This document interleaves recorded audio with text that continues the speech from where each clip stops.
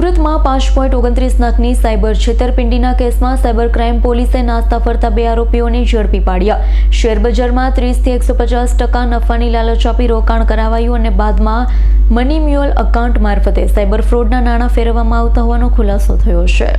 Surat cyber crime સેલે 5.29 લાખની cyber છેતરપિંડીના ગુનામાં નાસ્તા ફરતા આરોપીઓ ગૌતમ સવાણી અને જયદીપ સવાણીને ઝડપી પાડ્યા।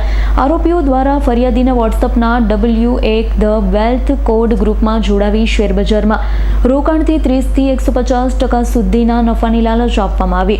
બનાવટી શેર પ્રોફિટના ફોટોગ્રાફ અને બનાવટી વેબસાઇટની લિંક મોકલી રોકાણ કરાવવામાં આવ્યું। ત્યારબાદ શેર અને IPO ખરીદવાના બહાને અલગ અલગ બેંક ખાતામાં કુલ 5.29 લાખ ટ્રાન્સફર કરાવવામાં આવ્યા। તપાસમાં સામે આવ્યું કે આરોપીઓએ અન્ય વ્યક્તિના નામે બેંક એકાઉન્ટ ખોલાવી મોબાઈલ નંબર, સિમ કાર્ડ અને સહીવાળા કોરા ચેક પોતાના કબજામાં રાખ્યા। ખાતાનો ઉપયોગ સાયબર ફ્રોડના નાણાં જમા કરાવવા, અન્ય ખાતાઓમાં ટ્રાન્સફર કરાવવા માટે થયો હતો। પોલીસ તપાસમાં વધુ ચોંકાવનારી માહિતી સામે આવી છે। ઉપયોગમાં લેવાયેલા એક્સિસ બેંક ખાતામાં માત્ર ફરિયાદીના 15,000 જ નહીં પરંતુ 20 જૂનથી 9 સપ્ટેમ્બર 2024 દરમિયાન કુલ 2,09,17,352 રૂપિયાનું ટ્રાન્ઝેક્શન થયાનું સામે આવ્યું।